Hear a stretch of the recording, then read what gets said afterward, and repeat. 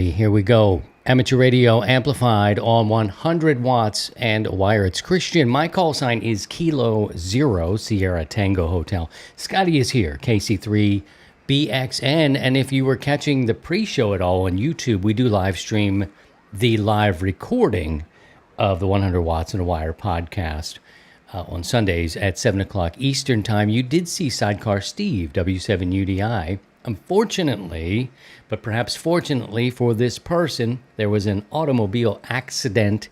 He was paged and had to depart early. So if he makes it back, it's unlikely. Who knows how far he's got to go to attend to this vehicle alarm in his work. You know, he is a firefighter, so he's going out there. No fires tonight. He's going to hopefully rescue someone.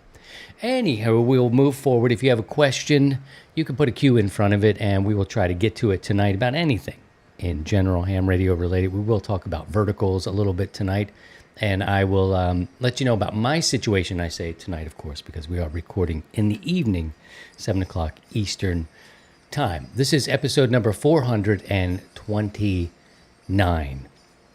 Some people will be saying, "See, child, what about the net tonight?" You've got Sidecar Steve. Don is on the disabled list. He's got some sort of infection going on. He's on the medication. Both will be fine, but we will probably turn it into a gathering or something. Gathering like of the will. So we are downgrading our net tonight, if y'all are listening.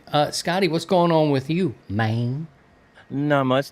Just enjoying a little bit of the holiday weekend. I got 3 days off, so that's been pretty good. Spent most of yesterday hanging out with my mom. Today it was forecast to be rainy, but it ended up being a fairly decent day. But I spent most of the time messing around with some projects on the bench. I got this old Heathkit watt meter I've been trying to resuscitate, so I was messing around with that today. So. All right, so we can look now. If you are watching, you can see this. You can watch the replay on the YouTube channel. Subscribe to all the places. We're on the Tickety Talk. We've got the YouTube. We've got Discord. And Scotty, in recent times, he's had a knack for tinkering, I believe, for a long time, and doing a lot of audio stuff. But now he's building stuff and doing stuff. It looks like you might have what is that? An amplifier back there? Yeah, I've been a bit. Well, part of my day job is I work I'm an audio engineer by trade. I've been for 25 years, but lately I've been working in the repair shop, in the tech shop. Helping when one of the console channels dies or somebody knocks an XLR cable out of the wall panel and just kind of bringing that stuff back to life. So that's kind of sparked a renewed interest in tinkering around with stuff at home. And now I'm in deep. I got 2 Fender amps back there that are a friend of mine, two friends of mine. You can see one on the floor, a little Fender there, and then there's on the bench and this little homemade cradle that I made for the amp chassis.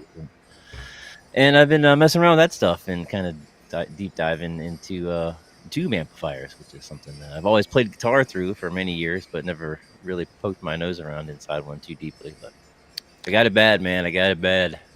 The HR department has let me know that I need to say that Don is now on the injured list. He is not on the disabled list. He's on the injured reserve list. So we hope to get him back. We will downgrade the Sunday evening net to a gathering of the willing. All you need to do is pick a frequency in cases like this, post it up on our socials, and we will come find you. Okay, so we got all the HR stuff out into the open. If you have a question tonight about anything, really, it doesn't matter. It's all good. This is the intersection of life and amateur radio. You're welcome to drop it into the chat. Those questions will take precedent, and we do have some questions we can try to help you with later on as we go. Hello, Weather Guy, WXGUY is here. He says, good evening to everyone. Hello to you. Thanks for coming. Al is here as well from Southeast Louisiana. UTV and Ham. He's K9. Oh, he's KD9. Whiskey November. Victor, he's here as well. Good to see you. Drop your name in the chat. It's a friendly bunch. So we wanted to talk a little bit about verticals, and I guess I should explain. For one, last week there was a question regarding the noise in the recording. And it came from Farmer Rex, of all people, who's probably out in the loudest piece of machinery that you can find. And he's like, well, did you say that was cicadas? Because all of a sudden it sounded like a rain stick, just like shh. Yeah, it was bad, man. And for a moment there, Scotty's looking around because that's what audio guys do. They look first, left to right, because it's ear perk up. It's like the little dog with the ears that move. And he's like, what the hell? He's going through the knobs. And I'm like, oh, no, it's cicadas. So down here in Florida. And then today, my wife decides to put up some chimes. They're beautiful. So you're going to hear chimes as the breeze See, blows. I was thinking that was some sort of internet audio, data compression artifact. It sounds like if you run the noise reduction too hard, you get this kind of weird artifact. Everything's okay. It's okay. That We makes have sense. to let That it. makes We're sense. just going to let it simmer. Whatever happens, it's going to happen. But yeah, I've got one kind of door open and the breeze is blowing. So that's what's going on. I'm down in Southwest Florida, and this is the reason I thought I would talk about verticals on this episode. And I guess there's really so much to learn, and I'm studying a bit the basics of it. And I've been doing some research, and I asked a while back, what should I do? Basically, there's not a lot of land down here. There's some good sized lots and that sort of stuff, but not necessarily like I can't do 160. I'm not going to be doing 160 wire, and it hurts me deep inside. Double bazooka. I have a double bazooka 160. I should just sell it, but I don't know if I could bring myself to do it. But I have a 160 double bazooka that sidecar made, and it used to hum, it used to be great. But I had the room in the trees at the homestead in Missouri, and I don't have that. Most people here don't have it. Verticals seem like a good option here, so I'm going to give that a chance. Last week on the episode, Scotty, we were talking about those rigs that came. They were just announced. And let's see. Oh, you're going to do me like that? Damn it, you Facebook. Wait a minute. Yeah, we get the new Icom and Yaesu, and I think Kenwood had a rig too. At least those are the ones that I recall talking about. Yeah, we were talking about it's the Yaesu FTX 1F and then the 7760. Okay, so Facebook is being a bit of a D-bag to me at the moment. So I can't go and read back the comments. What the hell? So I'll try. Why don't we sing a little song and I'll try to log in here. Yeah. All right, which one should we do here? We'll do this one. Make something up. See, I'm not a lyricist. If I had my guitar with me, I could do some guitar twanging. Okay, by the look on your face, I can tell. They're just breaking my balls here. It was all set up, and now I've got to do something strange. We'll just talk about the verticals. Let me get mine. Zucky's messing with you. Don't stand up. At least he didn't lock me out. Let me see. Okay, they just want me to give a code. This is stupid, but it's real time. What are we gonna do?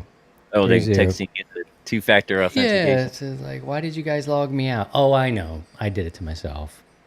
I rebooted the computer. It seemed like it was a little too. Okay. If they would get me in, I would read some of these. Okay, now we're in. Don't worry, guys. Was there a bunch of folks commenting on the new rigs? It wasn't a ton, but it was worth mentioning, and I have some here, and I'll pull them up. Let me just get it all set up this way so we can see it. People who are hanging with us tonight, and that's what we'll do. All right, so I was asking Hamley, what you thought about it, and let me see if I can do this with Scotty here. Oh, there we go. There we are. Thank you, Zucky. We appreciate you. What are your early thoughts on this rig? And the people on the Facebook group, they'll give it to you straight.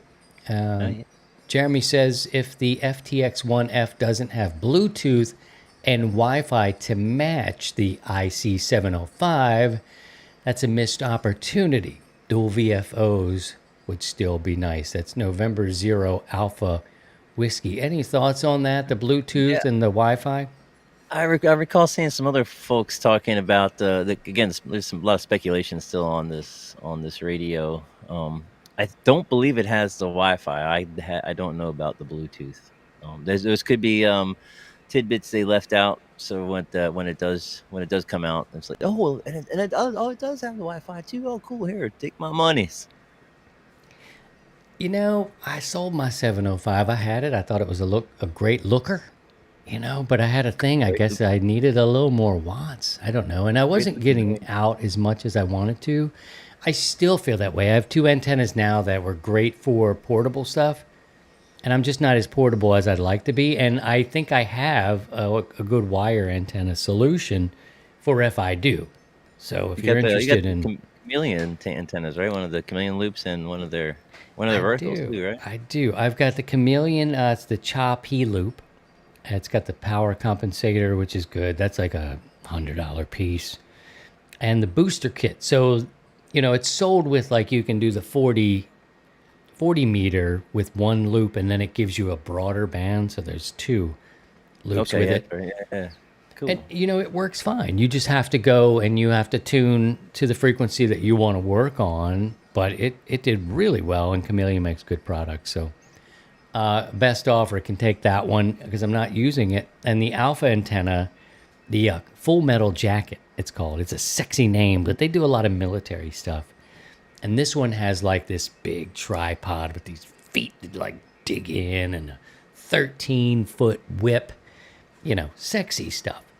And it works, and Absolutely. it's kind of directional. I worked a station in Washington State. It wasn't Steve from the Midwest, and I was like, oh, cool, cool. So it works and it deploys. They both deploy fast. So if you're into Yeah. that, but it's true. Like with the 705, I was like, and it was Steve and a couple of other people who were like, if you're not going to use it, you know what I mean? Like you might as well let it go to somebody who can and will. And I'm like, all right. So anyway, there's a couple of antennas the Sea Child's got. If you're interested, drop me a line. Let's see. Jeremy replied back. He said it might not have one of those, but it does have two independent receive circuits, whereas the 705 doesn't. He says that is a huge plus. What does that mean, Scotty? No, it To means you receive. can be listening to two different bands at the same time, which is going to be really cool if it's truly full duplex, meaning that you can hear and transmit at the same time. So the satellite guys are really going to dig that if that's the case. You could be keying up on VHF into the satellite and hearing yourself in real time on the UHF downlink, and that's a pretty big key to working satellite stations. Cobus. Cobus is Zulu Sierra 1 Kilo. He said, I would hope the FTX 1F has the ability to switch off the 3D band scope for a configurable display. Also have high hopes that it will spawn a 100-watt dual bander to replace the FT 857D. That would be awesome, depending on pricing. I was just listening to a new sound. It's hard to tell if that's a jet fighter, stealth bomber, or a little bit of thunder. We'll find out here shortly.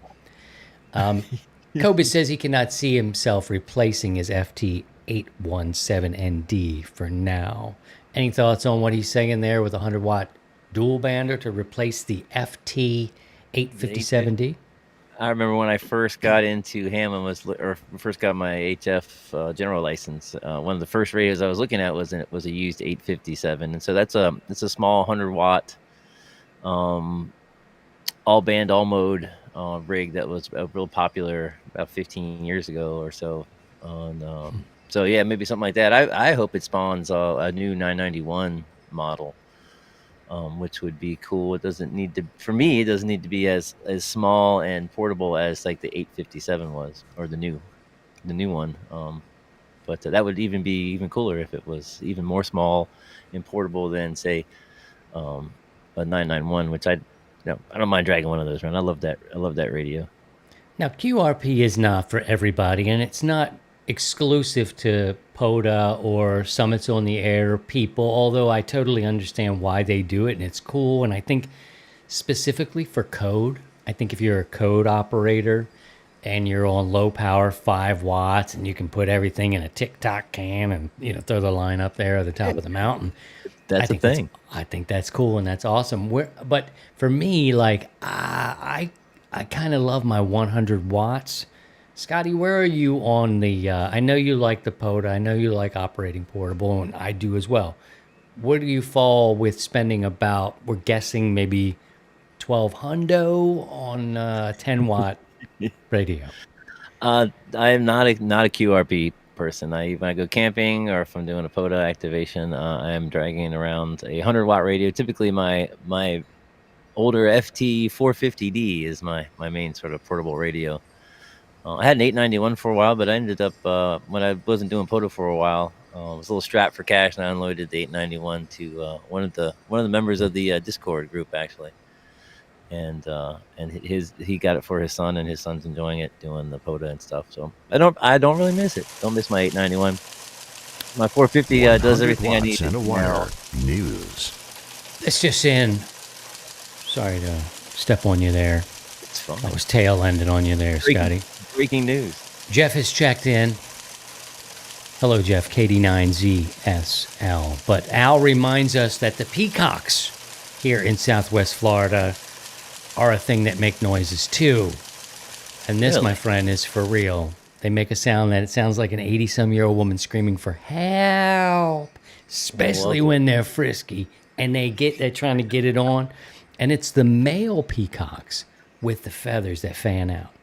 They fan out like this, and then they go shh. But in the middle of the night, they got the booty call, and it's like help. Or some people think it's like a large cat, like meow, but it's more like a help. So Al, thank you for the reminder about those bitch ass peacocks. They are beautiful, but I have no love for those peacocks after A horny a peacock year. floating around in Florida. The problem is that, among other things, if they were just frisky birds and every now and again they wanted to kick it with the lady and they were calling out and shaking their tail feathers, okay, I'm down with that too. Like I would do it too if I could fan out. But I always thought the ladies were the one with the beautiful feathers, and they're real long. Like this is a long, and it's the dudes. The dudes have it. They're like, super fly. Most of the whole bird world is the males are the attractive ones, and the females are the sort of more less colorful. Yeah, that's a good polite way to say that. No HR abuse there. We were friendly to the peacocks, except for Horny 80-year-old. The problem is, and this is an offshoot to our conversation, but the peacocks, people are feeding the peacocks in this certain area where we lived for a year, and they think it's great that they're feeding these birds, and they're so dependent.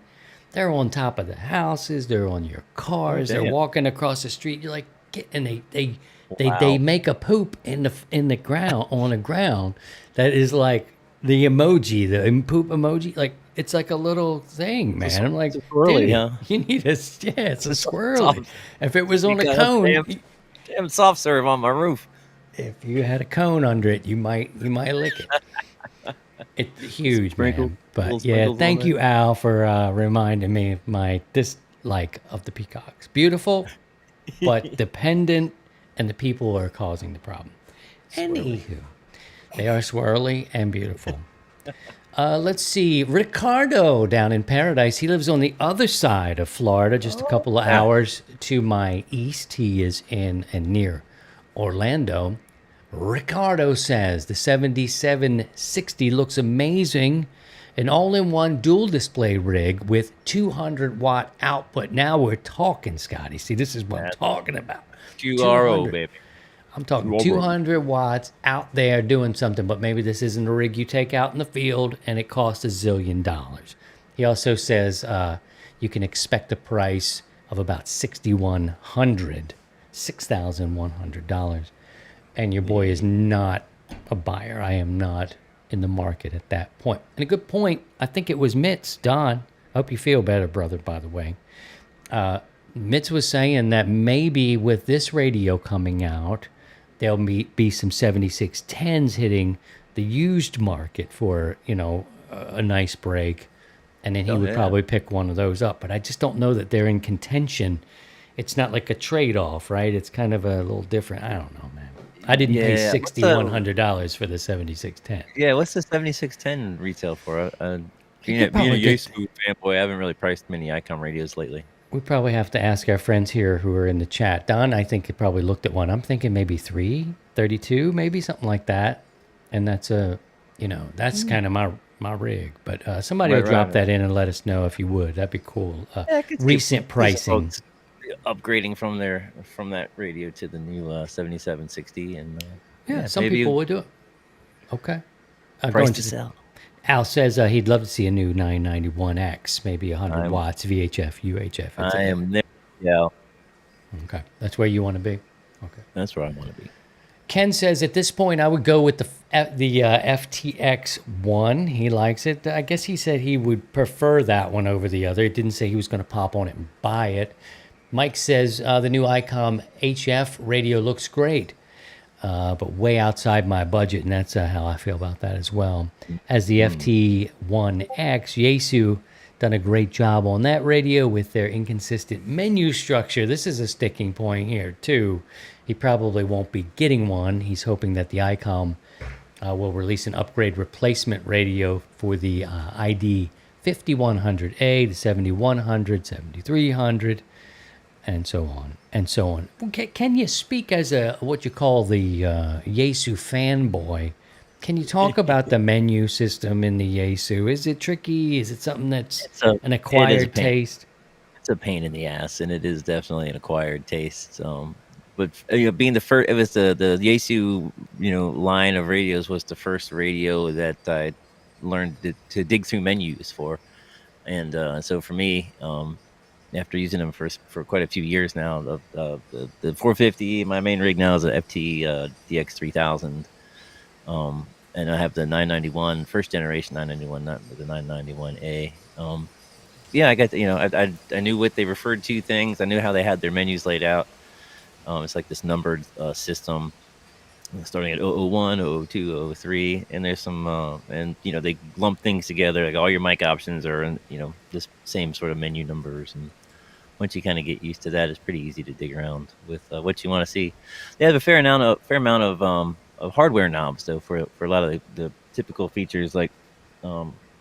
A bunch of stuff on my rig. I got and I got assignable keys as well, so I can check out. I can, if I'm doing FT8 or voice, I can assign what's called the CS switch to flip to bring up a specific menu item. Like for me, I have microphone chosen, so I can choose between the front mic or the USB if I'm doing digital. Yeah. So, but I haven't seen this. I've seen 7300s and I've poked around them before, and the ICOM definitely. If you're not familiar with either radio, ICOM's definitely the hands down the winner for intuitive menuing for sure. Right on. Here we go. Let's see. Got something coming in now. Earl, what is it? 100 watts and a wire. News. WX Guy is here to tell us that the 7610 currently on the market for $32.49. So there you go, $3,249.95. We'll get you a new one. So I think that's pretty good. I mean, it's all relative to what you want, but I love the radio, and if you're watching along and you want to see it, I can show you. That's what my shizzle looks like. Somebody's got a 5.9 plus signal right now on 14. Yeah.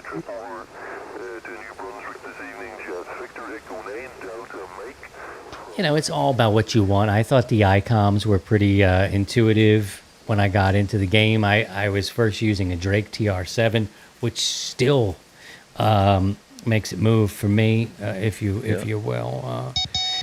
Excellent. Cherry. More days go by, I feel like you are the one that has twisted Cherry in HR. We're trying to make a move with her, trying to get somebody indifferent. It's not as sensitive to these weird. You're fired. You're fired. A little bit of a weather check here in Southwest Florida. A nice cool breeze and a little bit of rain now falling. I need a camera at like the door. I'd share it with you. So there you go. And I wanted to ask, this is a bit of a loaded question, and I'm not trying to be tricky, but we always talk about ham radio operators. We're like, yeah, we just dive into the stuff, and the manual is just whatever, man. Manual, that's kind of the joke. Is a Yaesu something that you kind of get used to? Or are we not patient enough for this? Or is it just that they've not figured out a better way? No, it's just something you get used to. If you're a Yaesu user, you get used to the menu layout. And it's a similar configuration for the different model radios. So if you learn how to get around one particular Yaesu model, then you should be able to pretty easily find your way through the others. So just like any other sort of environment, proprietary little environment that companies have for their products. Yes, my Drake TR7, I loved it. Still have it. I need to get that probably in the beginning of the new year. I think I'm going to go back to the homestead in January, I believe, and then bring some stuff back because I still have some stuff that I'm going to need, and the Drake needs to be with Daddy. That was my first radio. I totally love it. Love that radio. Let's see, John. Oh, go ahead. Sorry. Oh, I said bring it on home. Got to bring it on home. John tells us, I'm looking forward to the Yaesu FTX 1F. I will never own another ICOM. Had too many. Never again. He had a nice FT818 ND for POTA. It's a great radio. He had the FT891 for about a week for POTA and sold for a something convenient or the convenience of the FT818. And basically, in a nutshell, if you expand that, I'm like, that sounds like a story to me. But he had a couple of experiences, John did, and it just put him off. Like getting help or something, whenever he was doing it. But this has been a long time, and it's just one man's experience with ICOM. Phil says the 7760 is a shot at the Flex radio line. I think you may have said that last week, Scotty. Yeah, definitely. He says it'll be interesting to see how it compares. ICOM needs to update their existing HF models, too.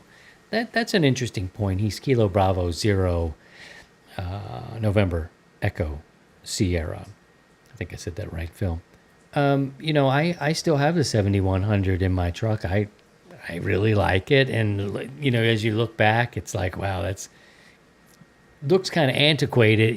When it came out, it had like a little waterfall display, but not really. Nothing like anything like today. But, it still sounds good. It still works well.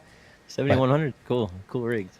I like the little mini sort of console shape to their to the head unit, and they're cool. And it's got the detachable head. Yeah. I didn't say detachable penis. I swear to God, she's got to go. I mean, that was a song, right? Remember, wasn't that a song? Somebody wrote a song called Detachable Penis. We will give a prize to someone who figures that out and puts it in the chat. Yeah, it's something about a detachable penis. I don't know how I remember these things. All the things in the life to remember. Detachable penis. I forget. Yeah, it was either that or a superhero episode. I don't know. Stu says new rigs, Hamley. The only thought he has is the FTA X1F and the X60. The ICOM are still, there's too little information at this point. We'll see how it pans out the next month or two. Don says he'll have to try them both. Good luck with that. I don't know if there's a place you could put them on layaway or you can just get them and play with them for a little bit. Scott says, I hope they have good finals. And Mikey says, figure I buy FT 891 and the next week a new radio is announced. I think they are both more than I was looking for. Yeah, they're not apples and apples. The 891 and the new FTX one. Those are very different radios. Bill says hopefully Yaesu hit the mark with the FTX 1F and have better finals than the 991A. Maybe Scotty's got a story there, a little background for that. I can tell you how many hams I know have had to send their rig back because of blown finals on the 991A.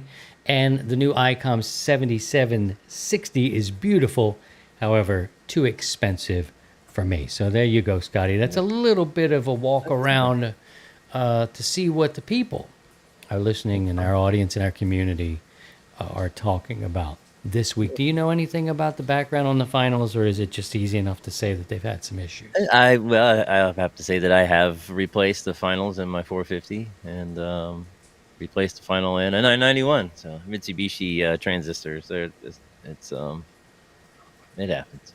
They're not very if they're not very lenient. The ACUs aren't very lenient if you're transmitting into a crappy load. So. Oh, crappy load. Oh, that's one way to put it. All right, my brothers and sisters, we are going to take a look at this week in radio history. August 31st, 1920. We were all much younger then. I can hardly even remember. But we were buying penny candy by the fistfuls. The Detroit radio station 8MK airs what is believed to be the first radio news broadcast. The station later became WWJ.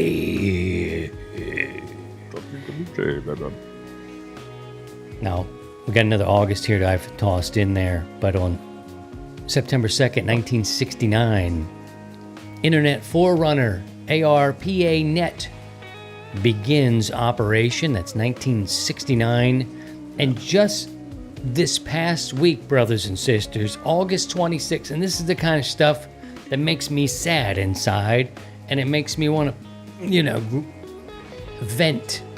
I'll try not to.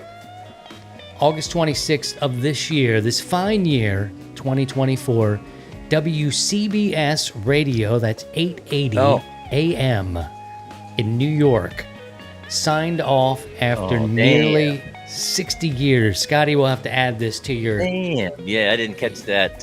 No, this would have... This just happened, but we'll just add it for the next the next looking at like time. 1902 stuff, like, no. But No, I mean, this is brand new stuff. This was a respected news outlet in New York City for nearly 60 years. It's going to become ESPN Radio. They went on the air as a news station back in 1967. And, I mean, really, don't get me started, man. The problem is many problems, but what I feel is, and you can hear the rain now, Scotty. Oh, yeah. I'm just being very Neil Young about it all. I'm not going to try to isolate it out. I may put up some acoustic panels in here because I got a little bit of There's a little room. Got a little room in there. A little room in here. It's a lot of... Then I'm in here. It's all the things. A lot of concrete, a lot of reflective surfaces. Anywho, deregulation of radio stations really started... I don't know, many would say back with Reagan. Clinton opened it up even further, and now you've got CBS and ESPN probably owned by Disney. I'm not sure, but it's too much for them to have them both.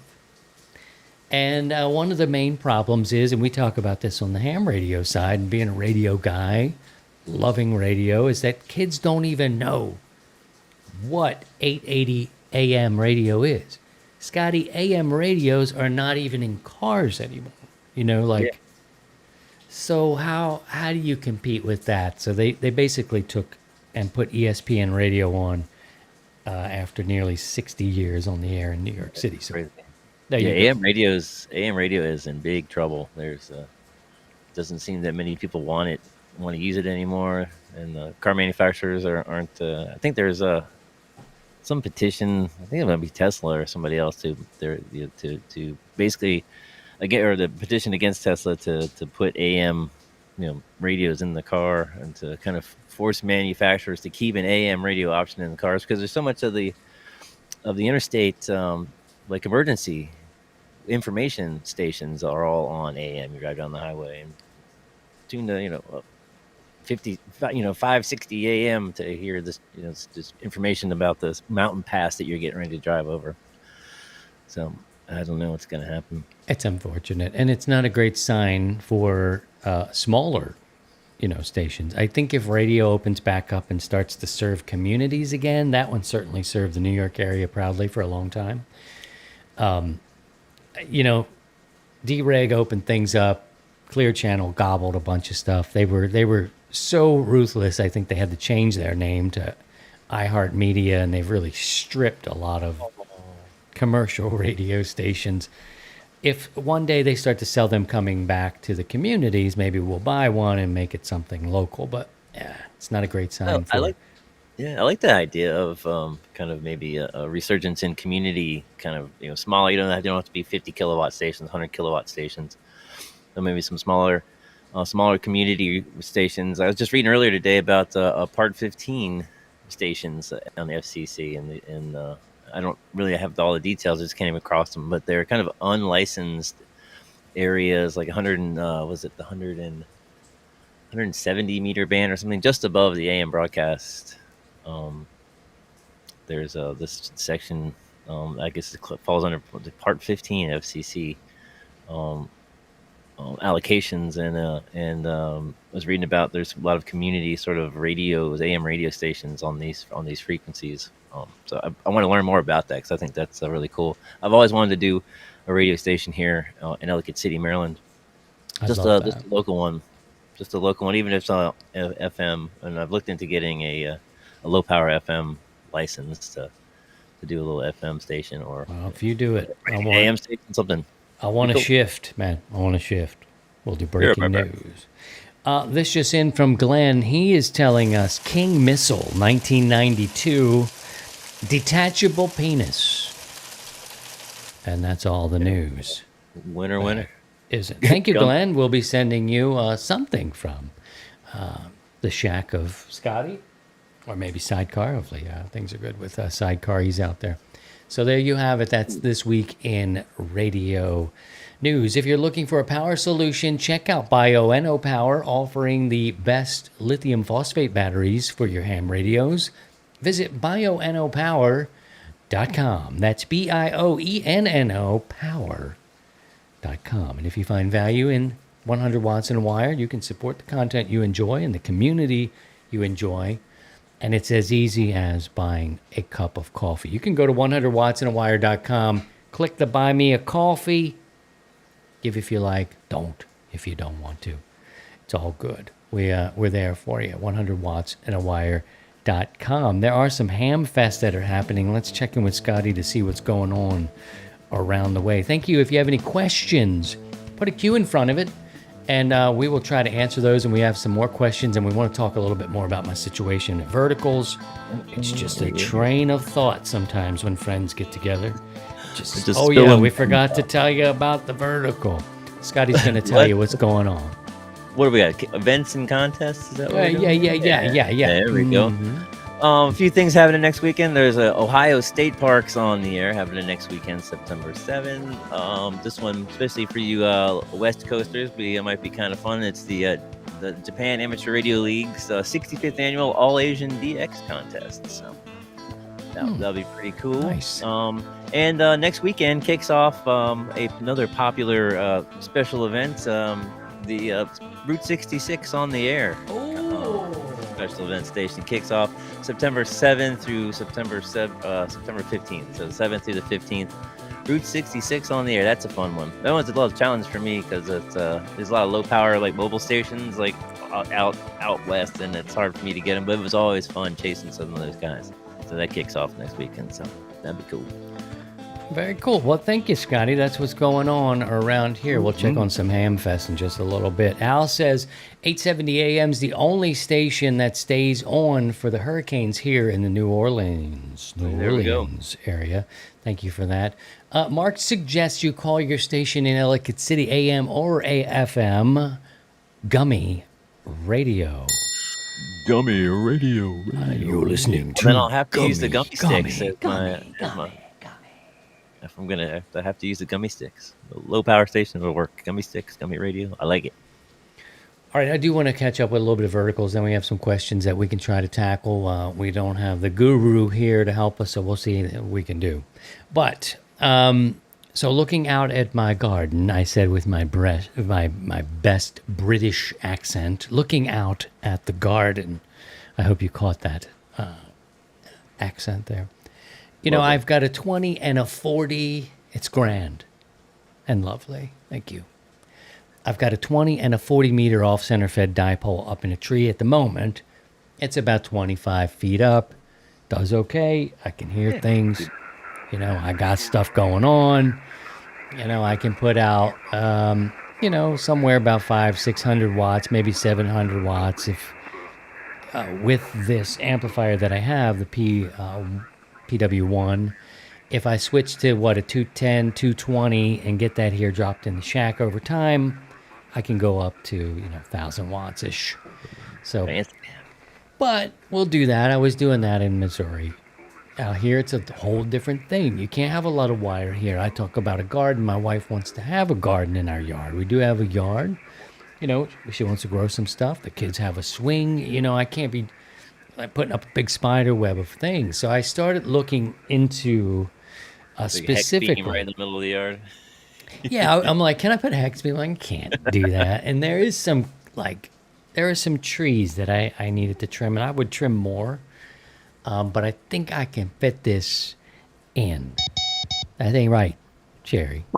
Jesus H. Jesus Christ. That's what I'm saying.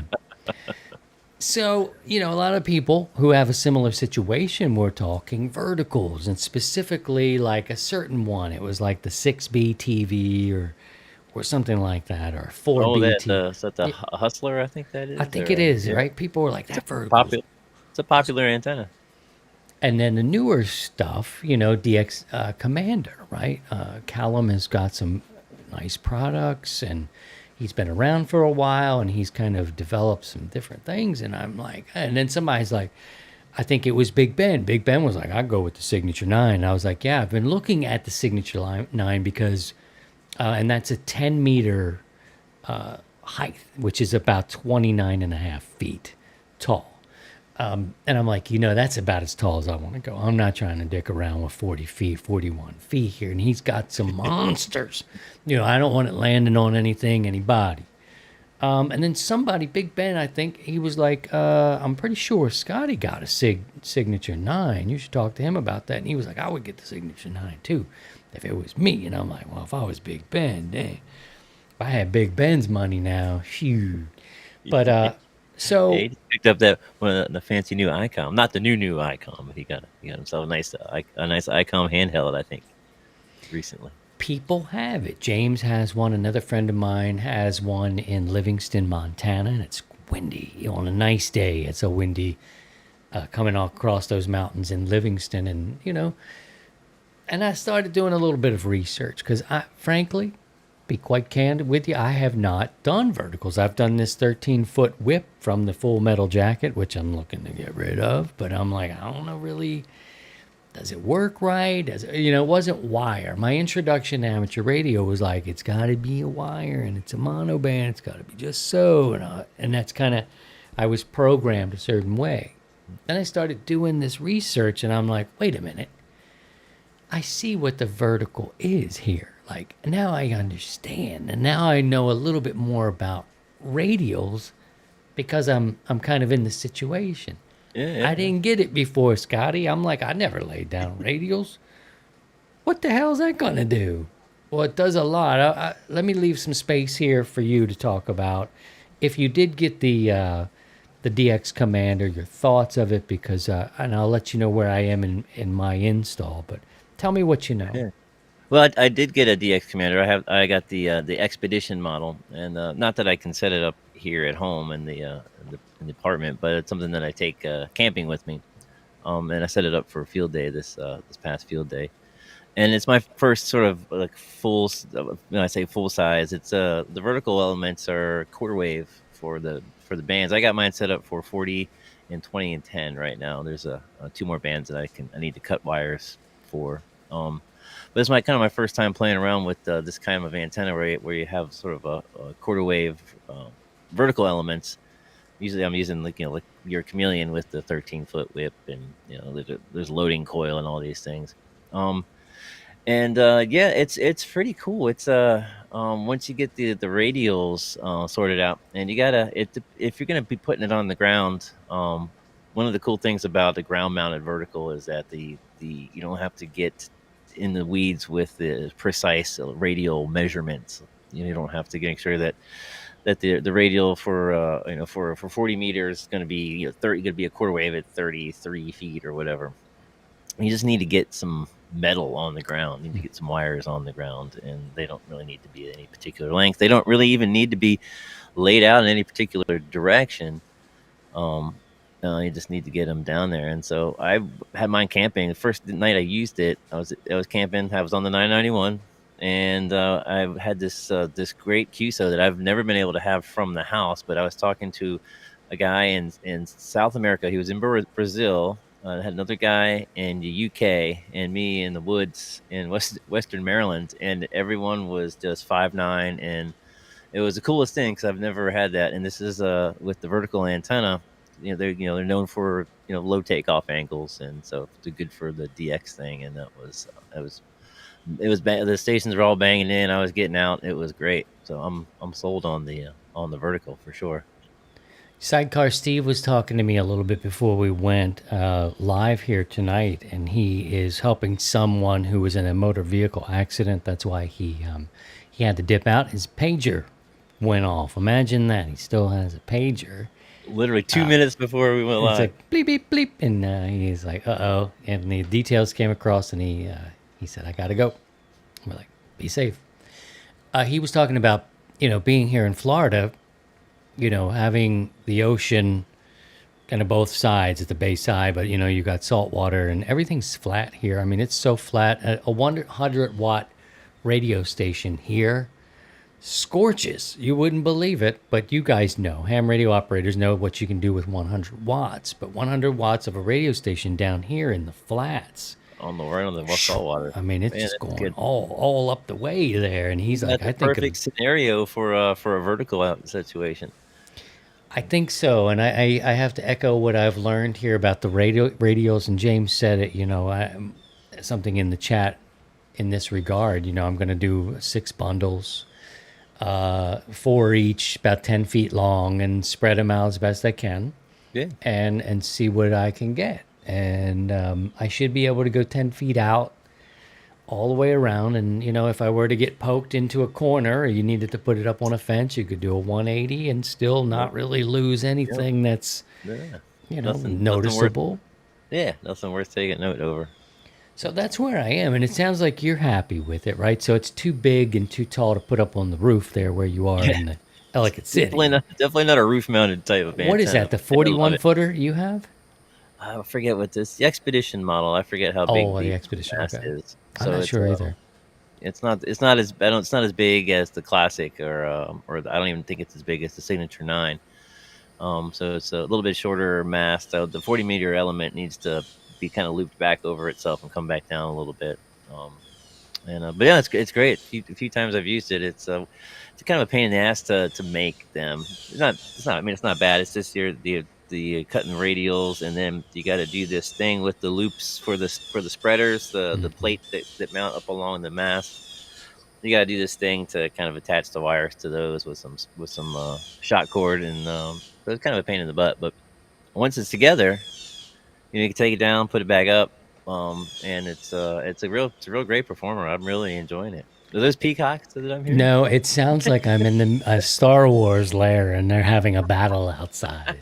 Pew, pew, pew, pew. It's either down here, these mockingbirds, they don't play, man. They are about that life. They will go after things. Here come the cicadas. So he's probably alerting his homies like, it's cicada time. Let's chow down. It's either like a crazy blue jay or two, or which, they're kind of aggressive too, but nothing like the mockingbird. The mockingbird down here, you've always heard Carly Simon singing about the mockingbird. Yeah, yeah, yeah, and you think it's a happy bird. They are about that. They will get into the mix. I do think that's a blue jay though. And they're kind of a bitch bird too, the Blue Jays and the baseball team. But anyway, see, Shots fired. some of my we'll be okay in here, Commander. We'll be fine. Blue Jays are fired up now. Yeah, man, it's wild. It's a wild place to be, but it's good. I'm digging the DX Commander, and looks like James has made a few comments in the chat about his experience with them. I think he says he has 2. So I'm a fan. I dig it for sure. Yeah, I'll take it down when it gets, and the Signature 9 also with the garden in mind. It is a good yard. I like the yard. I'm happy with that. But if I had to guy it, you know what I mean? It's still more rope, more space I'm taking up with the Signature 9. And I purchased this. I didn't ask Callum to spot me a Sig 9, and I'll talk about it. Like that'd be cool, but I don't know him like that. But this model has a mount you put in the ground, and then the pole, the telescoping pole, Oh, cool. slides over it, kind of like a condom. All right. or something ish. Nothing on that, Sherry. I guess that was clinically appropriate. But it does go right over top of it. And so it helps and you don't have to guy it. And so at about Cool. 29 and a half, 30 feet, I feel good about this. If something did happen, if it gets windy and I notice it's getting weird, I just unconnect the bottom radials Layer down. and just take it off the tube and lay it down and go back in the Yeah. house. So I'm Yeah. hoping, but you're right. The putting it together part, I was thinking like I had so many things going on today that I was like, oh, I get called away to do something with the paint, working on a tree and doing this other thing, and I'm like, you got to have your head in the space Yeah, you to do it because you got to measure everything, and the then roll you're like, wire. You want to make sure you know Yeah, you don't you want just to waste wanna the wire because you need that for radios. you need that. Yeah, it's kind of a pain in the butt to build, but once it's built, it's built, and they're cool. They I do kinda build down get it. real easy. I Yeah. kind of get it, and I hope to have it up tomorrow. So maybe tomorrow we can do a gathering. If you're listening to this, I'm talking about our off day, which is Monday. It's a 3-day weekend for me, thank goodness. But anyway, there you go. We have some other business to talk about. We got to do some Ham Fest, and if there's any contests going on, the Route 66 things got me going. Also, if you've had a DX Commander and you've had that experience with a vertical, I'd love to hear your stories. You can leave it here in the chat or write to me and let me know. Other people are talking about like, you can build your own. And I'm like, I just don't have the time. At least going through Callum's DX Commander Signature 9, I feel like I'm learning a little bit more about the data and why this is working and why the radials do what they do. Yeah, So- Callan's real good at explaining that sort of stuff. Yeah, I've been checking out his channel more, and it's good. I hope he's doing well with it because it seems like a good build, and we'll just see. Let's see. I mentioned 100wattsinawire.com to you. You can get your 100 watt ID. We share those on net nights, which is Sunday 8 o'clock Eastern time, usually 20 and 40 meters.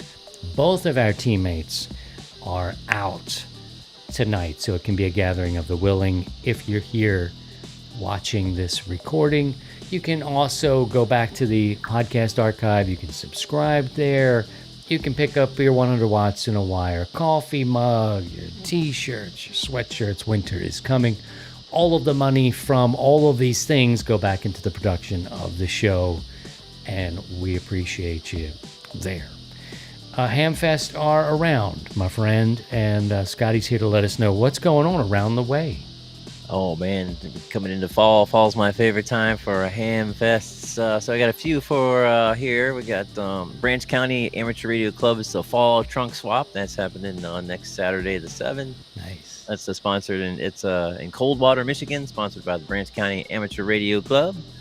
We have the Lancaster Ham Fest in Lockport, New York. Lancaster Amateur Radio Club hosting that. Again, that's next Saturday, the 7th. And then we have on the 8th, the ARRL Southern New Jersey Section Convention and Hamfest in Mullica Hill, New Jersey, the Gloucester County Amateur Radio Club putting that on. And I put those and quite a few more on the events channel on our Discord server, so you can head over there to see if there's any Hamfest coming up in your neck of the woods. Right on. Well, thank you for that. Yeah, if your club's got something going on or a gathering, let us know. We'll share it on the events channel and get that information out there for you. Don't forget, we are on TikTok, Discord, Facebook, and the YouTubes on the YT every Sunday, 7 o'clock Eastern Time. And our central hub is 100wattsinawire.com. We want to know what you're struggling with. And usually this is the portion where our boy Steve shines, but we'll try and tackle this, take some questions here. Me and Scotty, if you have anything you'd like us to try and tackle, put it in the chat, put a Q in front of it. Cicadas are not going to carry me away, but they're here. I don't know how long they stay. That's a good question. I got a question for you all. How long are these friggin' things? And they just kind of came to life as we were, 45, 46 minutes in. Nice. So I don't know what they do. I don't Perfect. see them. All right, let's see if we can answer this question. The best way to keep moisture out of my connectors. Now, There's a couple of ways. Scotty, you want to talk a little bit about one of the ways that you employ? The butyl tape is one of the go-tos. There's a couple techniques to it. Well, first, definitely want to wrap from the cable side up to the connector, just so that the overlaps kind of create a shingle roof sort of thing, so there's no gaps. That's especially if your cables are going to be hanging down below your antenna. Some folks like to put electrical tape around the connector first, because this butyl tape stuff does leave a hell of a mess. It's a pain in the ass to get off, and if you ever need to, you get the razor blade trying to slice that crap off. So a layer of electrical tape, then the layer of this tape, and then another thing of electrical tape on top to kind of give you a good protection, and then also it helps with the ease of removal, because people like to seal up their coax. They don't think about the time where they have to then unseal up that coax to take something down, and so that kind of helps with that. And I've experimented a little bit, and I don't know how many people have tried this or if it's a thing, but I read somewhere using dielectric grease in your on your 259 connector. So packing it with dielectric grease and then screwing the whole thing together. And I've read especially with lower frequency, it's not something I would do, say, above like 10 meters or something. It's definitely not something to do in VHF or UHF, but on the lower frequencies, that works real well to keep moisture out, because you're displacing all the space with some dielectric grease. So I've experimented with that a little bit on antenna I have on the car, and so far it seems to be working okay. I haven't tried it on any of my big antennas yet, because I don't have it. Now, this group would know, I have heard this before, but using Vaseline. Now, you Vaseline experts, you've been doing this for over 30 years to your own coax cable connector. Callum is using a little bit of Vaseline. What do you think about that? I think that's it's great. It's similar to using a dielectric grease.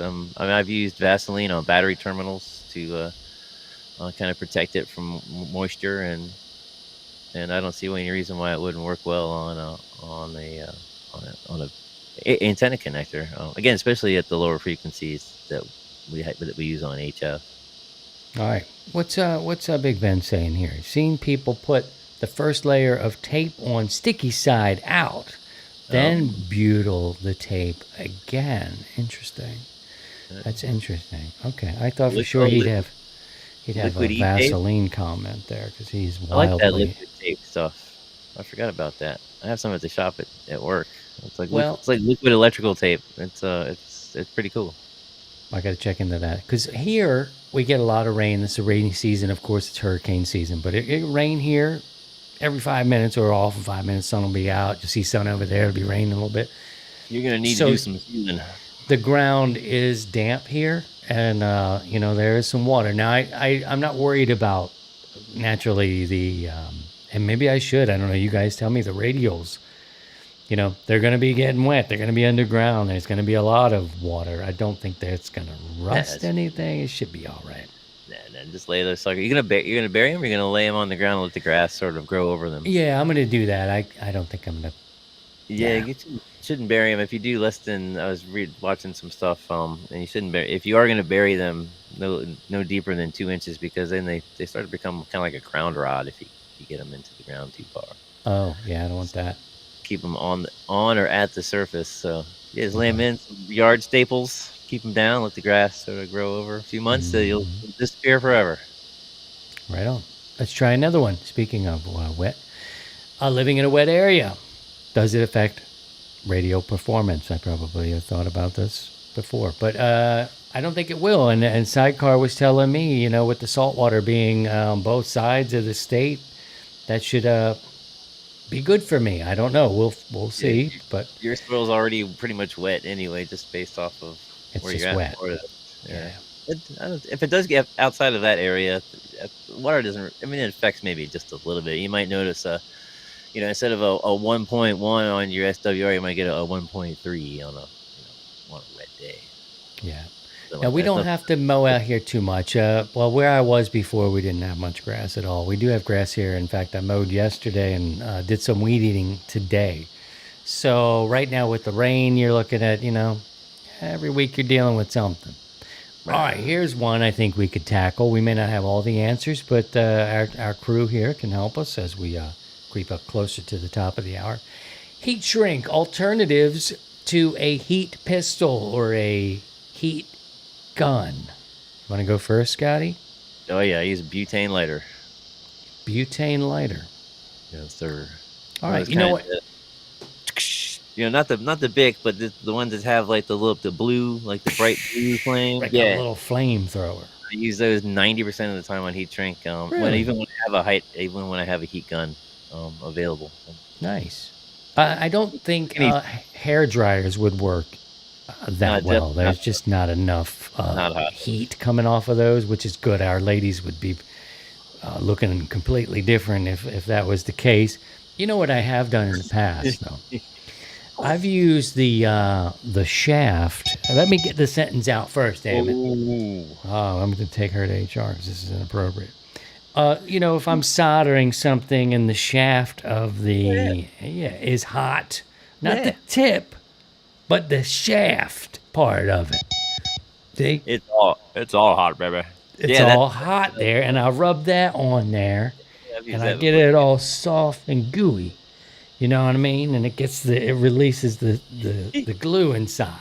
So I think that's an option. If you don't have the butane, use the shaft hot part. You know what I'm saying, Scotty? See, you nasty son of a But if you hold it and it's true with the lighter too. And even with the heat gun, if you hold it in place too long, you're gonna burn it or melt through it. They're pretty heat tolerant. You can get them good shrunk before you have to worry about the burning through or damaging the heat shrink with all of those options. Yeah. Big Ben says he uses a lighter. He's KX4TX. I think it works. You just want to kind of seal it up and get it gummy enough to kind of, pardon the pun there, gummy. Let's Get do it to one shrink. more. Get it to shrink down and then get that adhesive kind of to melt in there. Let's see. Let's see. We could do this one. Why not? Oh, this one's a loaded one. We'll do this next time. One more for this episode. What does it mean to time out the repeater? Oh man, it's when you've been running your app too long and the repeater cuts you off so it can recover briefly. Also, So it's to keep people from automatically keying up. So a lot of radios will have a timeout function. So basically, what is there? It kind of helps protect the radio if you accidentally key up the radio and it's just transmitting. Your radio will have a timeout function, and the repeaters will also have a timeout function. So that means that if you're transmitting and keyed up for long enough, there's a timer in these things that will basically just cut you off, and it's kind of a safety feature, so things don't get burned up if something gets keyed up without anybody knowing. So if you're out there on the repeater and you're chatting it up for a bit, take a break, unkey for a little bit, let the radio do its thing, and then pick it back up. Exactly. Duty cycles. Listen to duty cycles. That's the proper term I should have said. Thank But you, I've been James. listening to those on the 2-meter repeater, and people are talking, and then I was stuck in it. You're listening keep to that- the oh, man, WBB5 repeater. I timed out the repeater. So yeah, that's what that is. Duty cycles. Another question came in asking if Mitz had got his virus from the Browns. Survey says possible. Magic 8 Ball says probable that. So there you go. If you're soldering or if you're using heat shrink at the Brown, so as Mark says, you could use crack pipe lighter to heat shrink. Yeah, if you can find one, by all means. Is that answer valid? Survey says yes. Crack pipe lighter can heat shrink for you. Well, we've done it. We've done it, my friend. We pulled it off. We pulled it off. Thank you so much. We appreciate you. If you've got questions, of course, you can drop them to us as we're live on the YT. We're everywhere you are on the TikTok. We've got Discord. Everybody hangs out there, talks a little bit about whatever they want to talk about, from music to weather, you name it.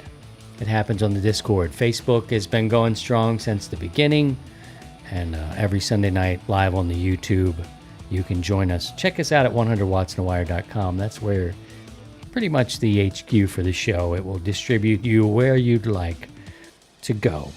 Next week, we'll catch up with Sidecar Steve to see if he was a hero or if it just wasn't possible. He's got some horror stories that he sees out there in the road. I don't know how he does it, but thank goodness for the people out there where he lives. He and his brothers and sisters do it. Stop playing with matches out there. We'd like to see him around in the shack a little bit more instead of fighting fires. Right. Anything else? Did we miss anything else? I think we got it all. Caught up for the week pretty good. Maybe tomorrow, if I can get this thing on the air, I'll drop a note. In Discord this week, we'll test it out. Tuning could be a whole new bucket of worms. We'll find out. But I hope to erect this. That ain't right. Tomorrow, we will erect an antenna tomorrow. God willing, and the creek doesn't rise. Jesus Christ. That's just a Make saying. sure you get them radials down. Get them radios down. All right, thank you, my brother. We appreciate you. Kilo Charlie 3, Bravo, X-Ray November. That's Scotty, a.k.a. famous for the gummy stick. If you need directions on how to build yours, drop him a note to his P.O. box. And in soon to be Ellicott Gummy Radio. Gummy Radio coming to a town near you. Good luck, Gummy good Radio. luck in 73, Scotty. We will talk more about your AM or FM station in Ellicott City next week. Yeah, 73. 73. Good luck the rest of the way, friends. And by all means, if you can, please try and stay above the noise. See ya. Gummy Radio.